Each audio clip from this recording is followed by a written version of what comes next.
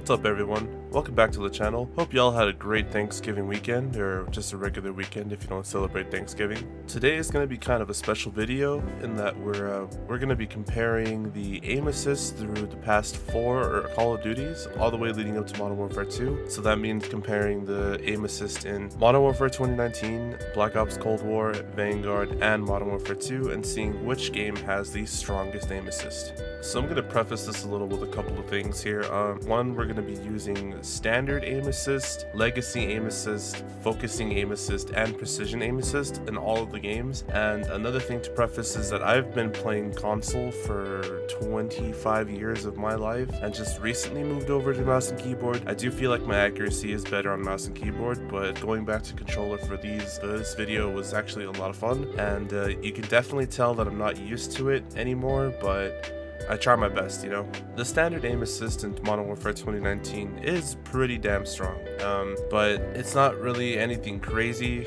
You don't notice any tracking or any locking on or any extra help that the game provides. The focusing aim assist on Modern Warfare 2019 is a little rough for me. It's for quote unquote precision and accurate players, but to me it just seems like it's like a minimal version of aim assist, and I didn't really notice the cursor or like the reticle moving too much for me. It was kind of all on me, and it was kind of nice actually, kind of refreshing, but also a lot more difficult. The precision aim assist in Modern Warfare 2019 is meant for new players to controller, or it says so at least, but to be honest with you, it makes so that the reticle is very hard to manipulate on your own, so you can't really get those micro adjustments that you need in a gunfight to get more of an accurate shot, in my opinion at least. But it's meant for beginner players, so I'm guessing that means that the game kind of takes control of it. But the thing about it is when it gets near an enemy whatsoever, it kind of bugs out and it kind of just doesn't let you move the reticle whatsoever. And I wasn't really a big fan of that, so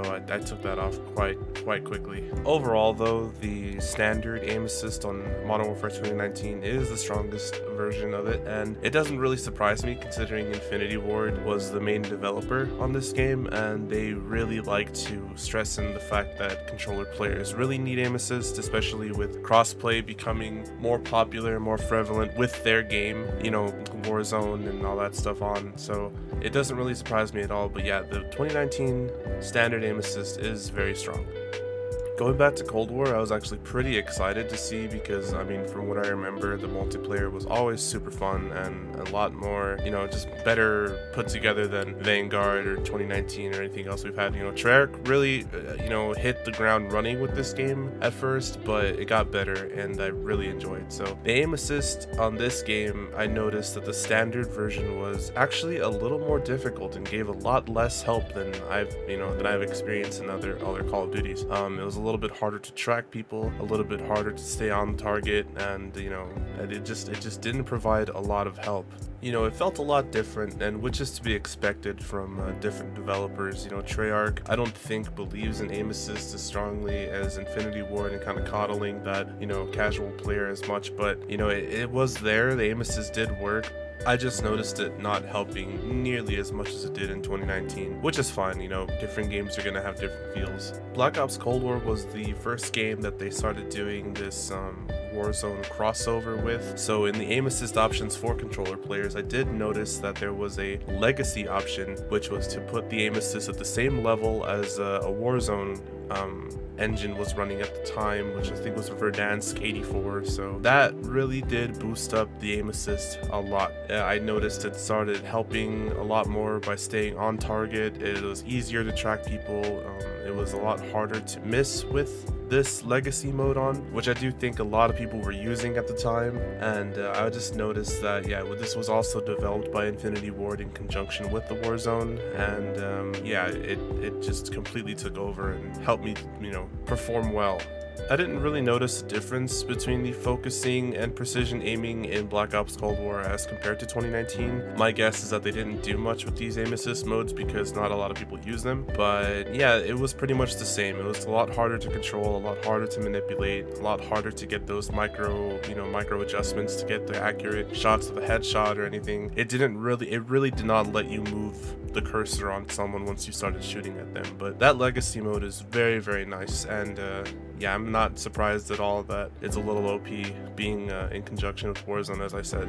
I do believe that the rest of the games have this option as well, like as Vanguard does have the option to also have that Legacy or Warzone option, which we'll be talking about here in a sec. The one thing I do want to point out is over the time recording these videos, I did notice that the SBMM in 2019 is a lot stronger than any other games as well. You know, being developed by Infinity Ward, I'm not very surprised, but yeah, I was noticing that I was getting a lot better games in Vanguard and Cold War than as opposed to 2019.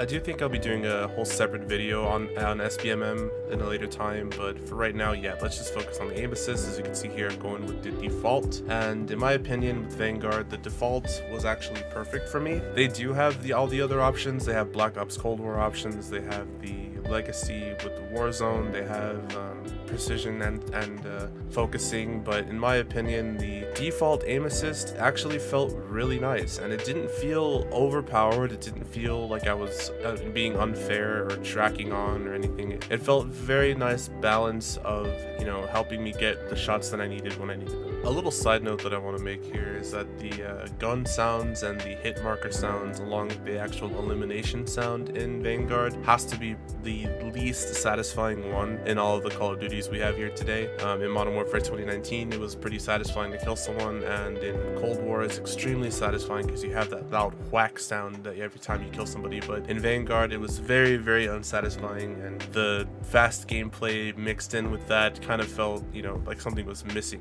going back to it after all this time. You know, and I guess that just goes down to show how important sound design is in a video game. You really want the player to feel, you know, immersed in as many ways as possible, and I think that those sound effects when you kill someone or reloading or shooting are very important to the immersion and how the player feels about it. Yeah, in my opinion, Vanguard fell short of that, and I feel that's kind of disappointing because it was a really interesting game in both looks and gameplay. So with the Vanguard aim assist, I actually didn't really touch the other ones because I kind of felt like the default one was the best option. I did play around with the Warzone one, and as always, yeah, it was a little too tracky. It was a little too locky on for me to feel fair and good about my gameplay. It didn't feel right using that, so I went back to the default, and it was actually really, really nice.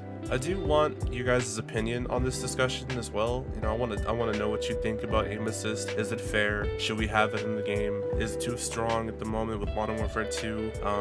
Are controller players or PC players, either one, kind of going over the top about their complaints? You know, I do want to know what y'all's opinion on this. So yeah, if you can let me know in the comments below if you're a controller player or if you're a mouse and keyboard player, what's your opinion on all the aim assist, arguments and stuff like that? I'm very curious. It's a little surprising to me that the aim assist in Vanguard isn't as strong as Infinity Ward's 2019 because it's a lot faster pace of a game, a lot more enemies running around, and a lot less opportunity for you to line up shots. So you'd think that the aim assist would be a little bit stronger in that game, but definitely is not. And in some degree that makes me happy, and in some degree I'm just very surprised. You know, going back to Vanguard, I actually had a lot of fun.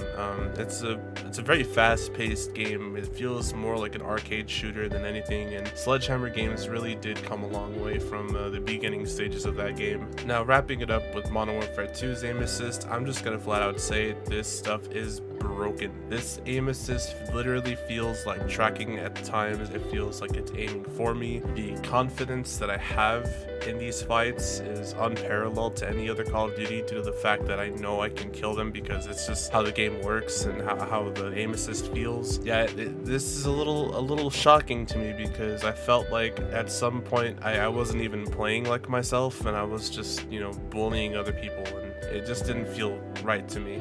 And it's also not shocking at all because Infinity Ward did also develop this aim assist, and if 2019 is any example as to how they develop aim assist, then I shouldn't be surprised. But to be honest with you, it feels like they just cranked it up to 11. It's very unfair in this game, and constantly you feel like you do have the upper hand against other players, whether playing on mouse and keyboard or not. And if you're a decent COD player, you're gonna be very well fall off with this aim assist. Now, and it goes for the SBMM in this game as well. It also feels like they cranked that up to 11 too. You know, I just feel like in the other ones I was having a lot more fun. I was enjoying my matches. I didn't feel like I was playing against the sweatiest people. Like, I felt like they were at my skill level, but even being at my skill level, I was still able to perform well enough that I was having fun. In this game, Modern Warfare 2, it feels like if you do perform well, you will get punished for it. It feels very unrewarding and very unsatisfying, and the SBMM, just like the aim assist, is very, very much overpowered. But again, being Infinity Ward, it doesn't very much surprise me, because in Modern Warfare 2019, I actually have a 1.2 KD, and in Black Ops and Vanguard, and I have maybe a 1.4 or 1.5, and in Modern Warfare 2, I have a 1.1. So it's kind of